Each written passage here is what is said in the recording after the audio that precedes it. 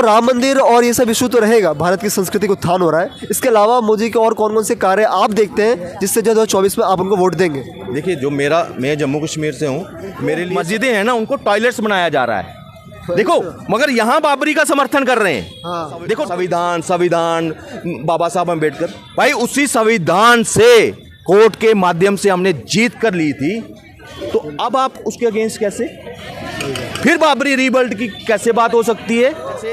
या तो ऐसे जो सोच रखने वाले हैं उनको रेस्टिकेट करो, ये हमारे टैक्स पे पैसे पे पलने वाले लोग हैं। तो सर, जैसे कि हाँ, हम देख पा रहे हैं कि राजनीतिक परिदृश्य में तो ये सब प्रोपेगेंडा फैलाया जा रहा है और हिंदू संस्कृति विरुद्ध जो है बातें कही जा रही है।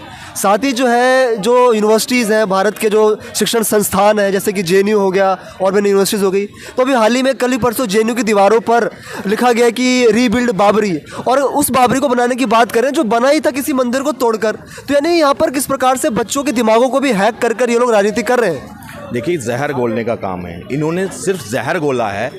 ये जो कम्युनिस्ट हैं यहाँ पे, इनको हर एक देश ने नकार चुके हैं। सिर्फ एक चाइना में हैं, वहाँ कम्युनिस्ट हैं, मगर देखो वहाँ दूसरे धर्मों की क्या इज्जत है। वहाँ पे मुस्लिम की, वहाँ पे जो मस्जिदें हैं ना, उनको टॉयलेट्स बनाया जा रहा है। देखो, मगर यहाँ बाबरी का समर्थन कर रहे हैं। हाँ, देखो कुछ नहीं, देखो दोहरा मापदंड यहाँ पे इनका दिखता है, दोगला फेस। वहाँ जाकर उनको जो उइगर मुसलमान हैं उनके साथ क्या हालात हैं चाइना में, आप भी जानते हैं, ये खुद भी जानते हैं, मगर एक चूं तक नहीं निकलेगी उनके लिए। मगर यहाँ के लिए, बाबरी के लिए, फलाने के लिए। मैं एक चीज़ बोलता हूँ, आप कम्युनिस्ट लोग बड़ा संविधान बाबा साहब अम्बेडकर, भाई उसी संविधान से कोर्ट के माध्यम से हमने जीत कर ली थी, तो अब आप उसके अगेंस्ट कैसे फिर बाबरी रीबिल्ड की कैसे बात हो सकती है?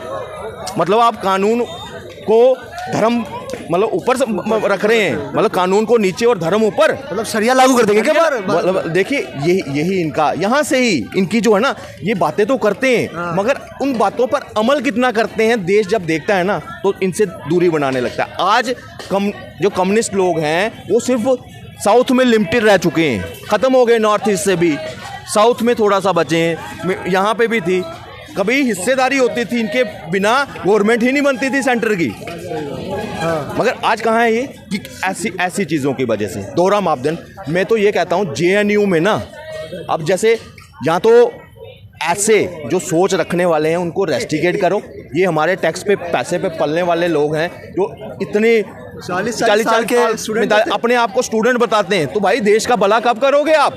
यही प्रोपोगंडा, यही कर फिर राजनीति कन्हैया कुमार की तरह कोई पार्टी ज्वाइन कर लेंगे। मतलब आज आकर किसको देश को ही हानि पहुंचानी है, कोई उसको लाभ नहीं पहुंचाने। ये स्टूडेंट किसी काम के नहीं है, सिर्फ देश में लायबिलिटी है देश पर। जब 40 साल लायबिलिटी नहीं, ये जहर घोलने का काम करते हैं, जहर घोलने का। इनको देश से कोई बेनिफिट नहीं है।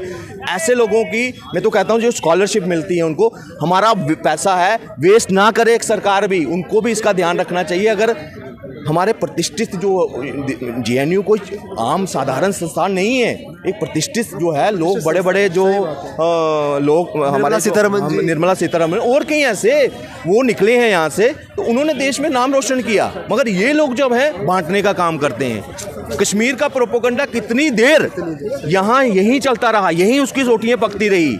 शैला रशीद वो यहाँ से, और उमर खालिद, कन्हैया लाल, ये सारे चेहरे नोन चेहरे हैं। और उसके इनके नीचे कितने लोग इनको फॉलो करने वाले थे जो सिर्फ और सिर्फ ये देश के टुकड़े करने की सोचते थे, मंशा करते हैं। PFI जैसा प्लान यहीं पे बनता है। तो मुझे एक चीज़ बताइए, क्या ज़रूरत है हमें?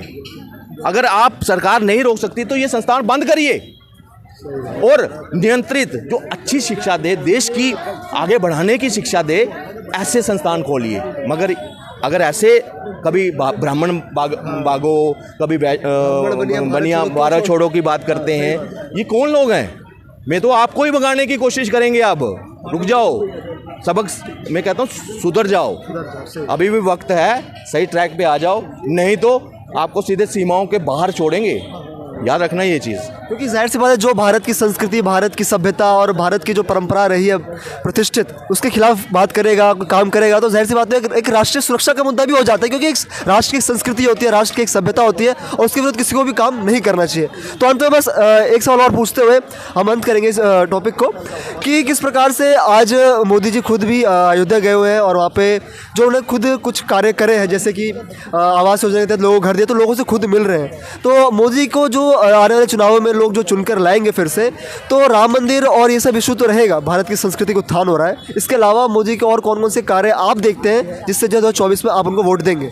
देखिए, मैं जम्मू कश्मीर से हूँ, मेरे लिए सबसे अहम मुद्दा था धारा 370। मोदी जी ने उसको समाप्त किया, ना कि समाप्त किया, उस समाप्ति होने के बाद जिस तरह से मिशन ऑल आउट के तहत पत्थरबाजी ख़त्म कर दी, मिलिटेंटों का जो सफाया जो लगातार हो रहा है ना, ये सबसे बड़ा हमारे लिए है। हमारी आज जो टूरिज़्म है वो रिकॉर्ड तोड़ आंकड़ा वहाँ पे हो रहा है। हमारी जम्मू कश्मीर स्टेट का सबसे बड़ा जो है सोर्स ऑफ इनकम टूरिज़्म है, वो बढ़ रहा है। दूसरा, जो डेवलपमेंट 1 लाख करोड़ के काम तो सिर्फ और सिर्फ जम्मू कश्मीर में चल रहे हैं, आपको मैं बताऊं। तो एज ए जम्मू कश्मीर के होने के लिए जो हमारे साथ डिस्क्रिमिनेशन होता रहा, हमारी सीटें डिलिमिटेशन जो थी वो जम्मू कश्मीर में हो गई, हमारी सीटें आज बढ़ी हैं। आज हम इक्वल, मतलब आप दावेदारी पेश कर सकते हैं कि हमारा हिंदू सीएम बन सकता है। पहले इन्होंने ऐसी व्यवस्था बनाई थी, वहाँ पे पूरा का पूरी कमांड जो है कश्मीरी इन्होंने अपने हाथ में रखी थी कि अगर कोई वहाँ पे सीएम बनता है वो सिर्फ और सिर्फ मुस्लिम बन सकता है, कश्मीर का बनेगा। आज मोदी जी ने डिलिमिटेशन की है, सीटें बढ़ाई हैं, और जो रिजर्वेशन एससी को, एसटी को जो पिछली सरकारों ने नहीं दिया वो पहुंचाया है, पंचायती राज वहां पे लाए हैं। तो ये सबसे बड़ा मैं अपने जम्मू कश्मीर की, बाकी ओवरऑल इंडिया की बात करूं तो आयुष्मान योजना, 11 करोड़ टॉयलेट्स, जो इंफ्रास्ट्रक्चर डेवलपमेंट में 45 लाख करोड़ रुपए की जो इन्वेस्टमेंट हुई है, आज हमें प्रत्यक्ष रूप से दिख रही है। चाहे वो रोड हैं, हाईवे हैं, हॉस्पिटल्स हैं, हर जगह डेवलपमेंट आपको देख रही है कि विश्व भी अचंभित है आज के टाइम पर कि भारत लगातार मतलब बदल रहा है। आज वो पहले वाला भारत, सपेरों का देश वाली जो छवि थी ना,